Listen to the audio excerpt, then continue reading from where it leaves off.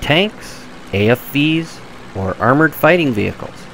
No matter how you say it, they all have one thing in common: dust and rust.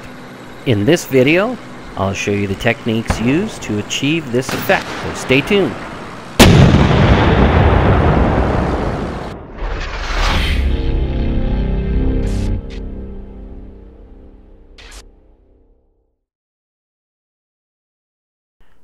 Hey everyone, hope you're all doing well, staying safe, and getting some modeling done. So here I'm just mixing my rust colors that I'll be using to rust up the tracks, and you can see the colors at the top right hand corner that I'll be using to do that. And once the consistency's right on the acrylic colors, I'll add in some rust pigments. And by adding the pigments, you'll be able to blend your acrylic paints easier and get a little more of a matte finish. I always start with a dark gray base color. I find it's a nice neutral background, and it helps me to see exactly what I'm doing in the upcoming steps. There's no need for being neat and tidy when painting tracks. I find I get the best results from just being kind of abstract and loose with what I'm doing. I kind of just let the paint do what it wants to do.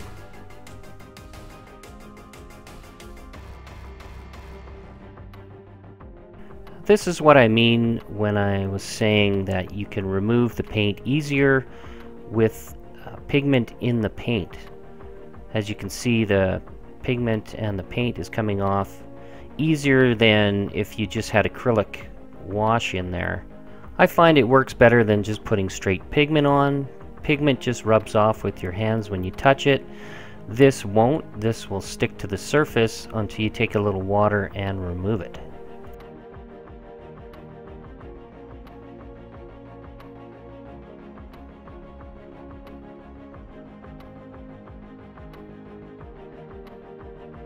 Once the first layer's dry, I lay in the second rust color, and you can pretty much do this right after the first layer's dry, and I'll take a hairdryer to a lot of things just to speed things up.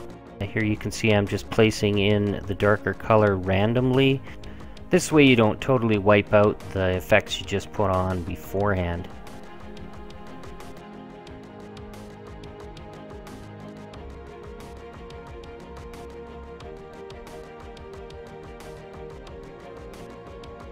This is another really effective method for weathering, and I use it a lot.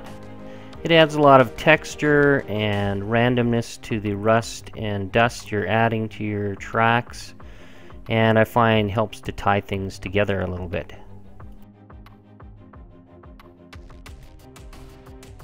I find this effect a lot of fun to work with. You don't have to be precise at all. You can just get out there and just hose it on, basically. For the most part, I use 2 or 3 different colors of rust when doing this effect. You can use 2, you can use 3, you can use 4, whatever you want. It doesn't really matter. You just want to create some interest and depth.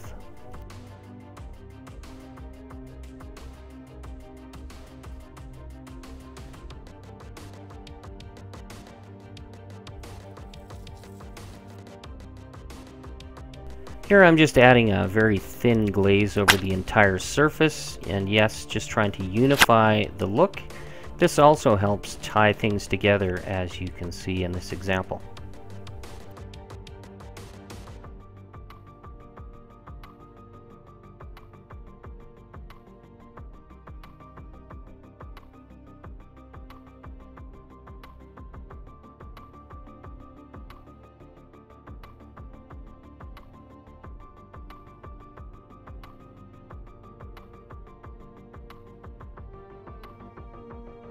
And then a nice dark tone for some more spatter effects. Another reason why I add pigments to my paints is pigments tend to be unpredictable on their own. They tend to dry closer to what you see before the paint actually dries.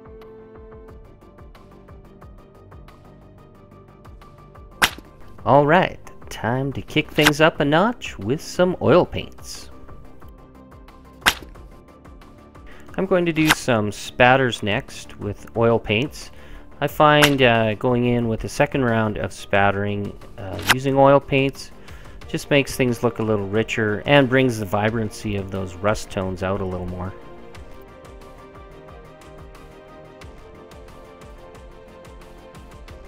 I'd stick with using an odorless thinner on this next step. You don't want something too hot that it's going to start making your tracks fall apart. Unless you're using metal tracks, then it doesn't matter. But when working with plastic, it's always your safest bet to use an odorless or low odor thinner.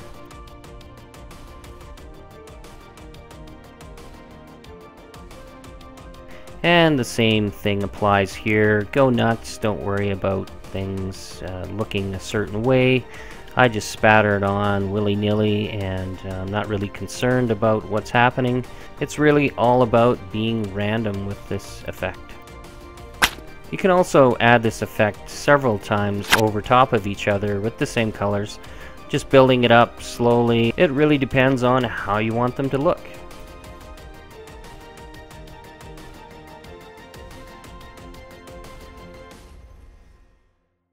Преграда, он умеет даже плавать под водой, но еще! A little nod to Martin and a little Slav meme for y'all there. I pretty much mix this exactly like Martin does on his channel. So if you want to see how he does it, you can go check him out. I'll leave a link in the top right hand corner. The only difference being with mine is, again, I add pigments to the mix. It really does give the advantage to you for removal after you've applied this pigment to your model than just using straight acrylic.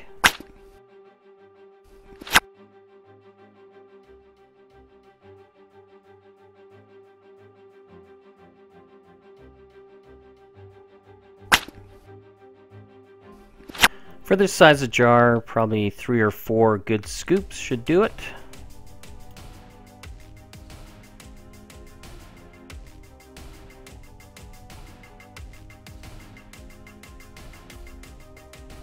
So with this product, there's really no right or wrong way of doing it. I just basically slather it on and work it into the joints and around all the details, and then kind of do a model-y kind of look with the brush, texture it a bit.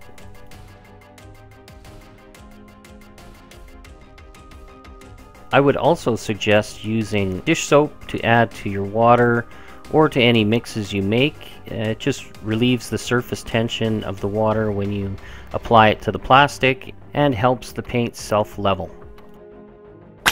A slightly moistened Q-tip with water is another really good tool for removing the excess wash where you don't want it.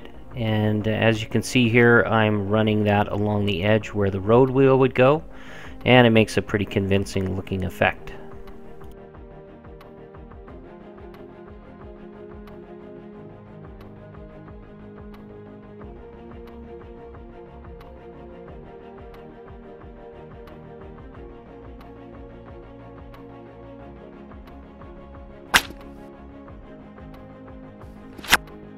Although this tank saw service in the desert and dusty surroundings, it doesn't necessarily mean that it wouldn't have worn surfaces down to bare metal on the tracks.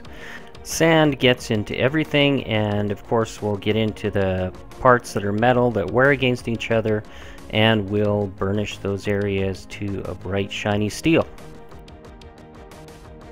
Of course, I'll tone these bright metal areas down later when I add more dusty effects, but it's good to establish these before you get to the dust so you see a bit of that metal wear coming through your weathering. If you don't know what this tool is that I'm using here, it's a rubber tipped or silicone tipped blending pencil. Artists use them for painting or drawing. You can use them in modeling to burnish the steel areas where you lay down your pigments or your graphite, and helps to polish everything up to a high sheen like you can see here.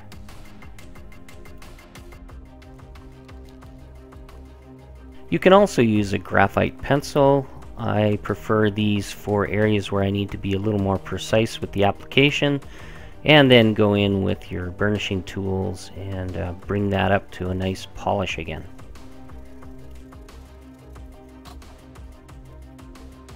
Another effective method for making shiny steel areas is to use a steel colored paint and then burnish it with pigments. And here you see I'm adding the steel paint first to the areas that will get the high wear, and then later on I'll add the pigment with the burnishing tool to bring that to a nice high sheen.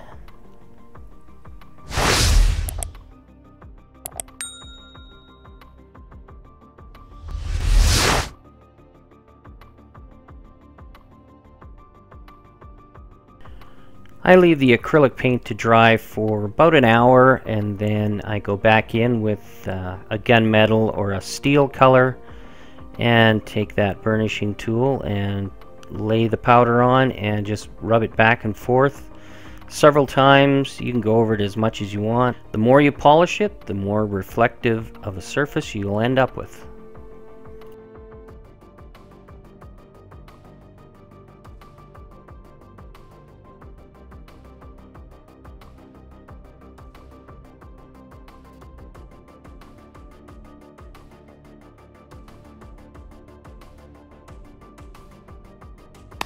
There you have it like that, alright? Here I'll be using a 3-tone custom mix I made with some pigments, a little bit X20A, and water.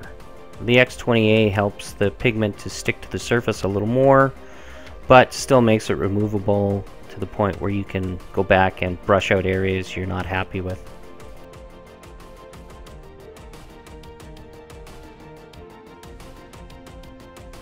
I'll also go in and dab around the surface here and there just to make things look more random. Random is always good.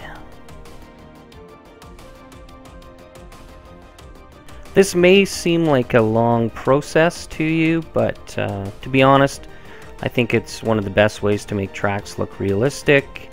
There's a lot of steps, but if you're looking for the best way to make tracks look realistic, this is the best way in my opinion. So now you see that metallic sheen showing through the dust mixture, yet it's knocked it back a bit so it's not quite as stark as it was before. Then with a smaller brush, I'll go in and do a little better transition between the hard edges, in between the links. Once blended out, I'll go back in along the outer edges of the tracks, then take that small brush again and transition those to the outside of the tracks.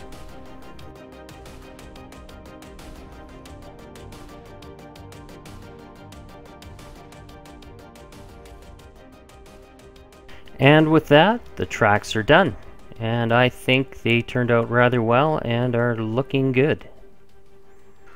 Let's take a look at the lower chassis now. This technique replicates earth or heavy deposits of dirt around the lower chassis or anywhere where there's going to be heavy buildup of dirt or debris.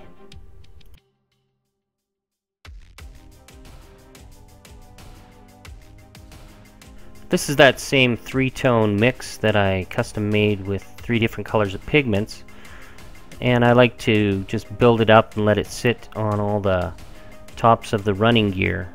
And you'll see as I work along here, I'll start dusting it down from the top. And the best way to do this is to have the model sitting on its side so that gravity is not working against you. And here you see I am pulling the dust down and letting it sit on top of the idler arms and around areas like that. And this will help for the upcoming application of Fixer, which is the X20A. And this helps to bind all those pigments together and will give you a really grainy looking dirt texture once this is all dry. And the X20A will help the pigments stick to the surface, but will still make them removable to the point where you can move them around a bit. This is one of the sides completed, once adding all the oil and grease and that type of thing to the surface. And I'll show you in a minute how I did that on the other side.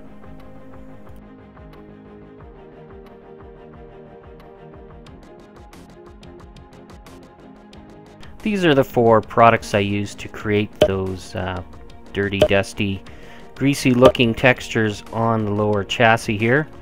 You can use any number of products. These are just the ones I had on hand. You can use commercially available or make your own out of oils. They all work just the same. It's just a matter of using them in the right combinations. If you follow me on Facebook or follow my community page on my YouTube channel, you know I had a little disaster or issue with the hairdryer recently, so yeah, I don't like to talk about it. It's a bit of a sore point. But anyway, just be careful when you're using your hairdryer. It can, let's just say, leave you a little sad.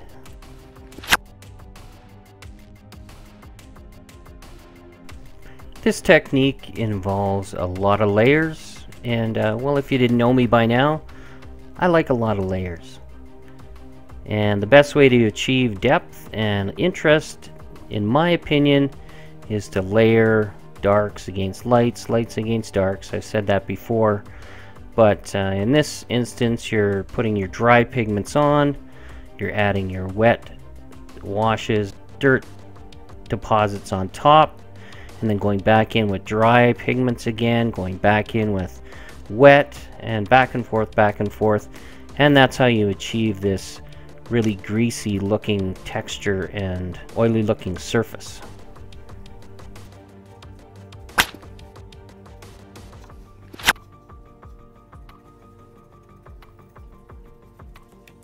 Now once it's dry, I go back in with a soft brush and blend all those dry pigments back down into the wet, and then bring the wet back into the dry areas that I just pushed into the wet surfaces.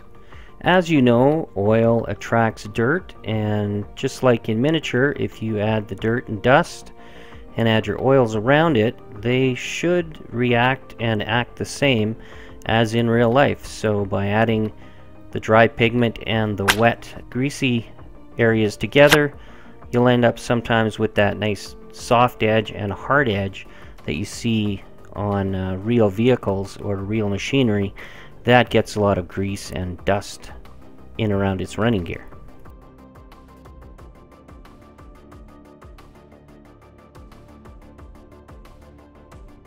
As with anything, this takes a little bit of practice, so don't, get right in there with your nicest, most expensive model and go to town and start trying to do this. Pull out your painting mule and just practice and play around and see what you can come up with. And then once you're feeling confident, obviously, you're going to take it to the real model.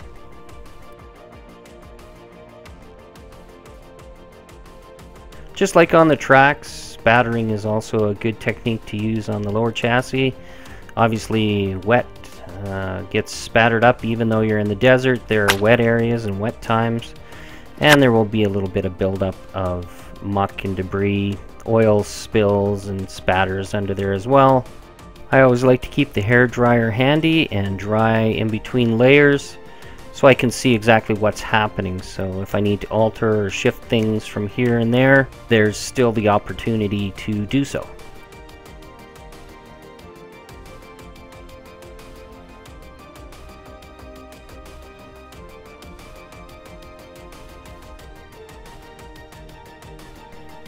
Unfortunately, most of this probably won't be seen because of the large T34 dish wheels, but I thought it was still a good idea to show you guys how I do this.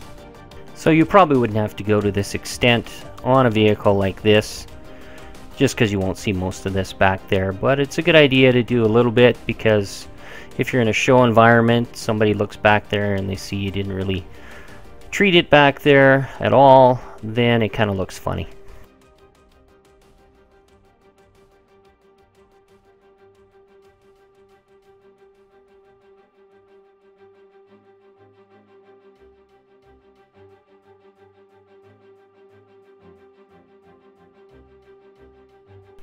And because this is such a dusty environment that this tank is in, I thought another layer of the acrylic dust mixture probably would be a good idea. And then I'll dry that back out and then go in with my final detailing, adding the real deep dark grease marks that are going to appear around some of the running gear and things that might leak oil.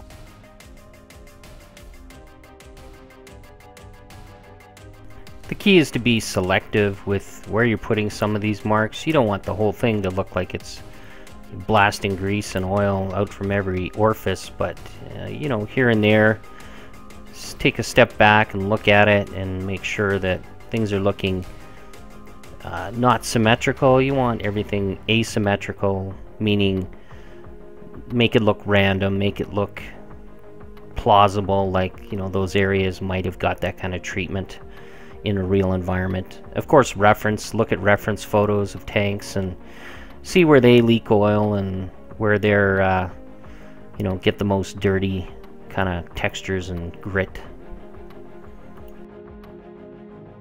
Well, that will pretty much wrap up this episode. I appreciate you sticking around to the end. Stay tuned for more adventures in the T34-122 model. More to come soon. As always, please consider subscribing if you haven't already. Hit the bell notification, give me a thumbs up, and share this video with someone in this great modeling community of ours. See you soon!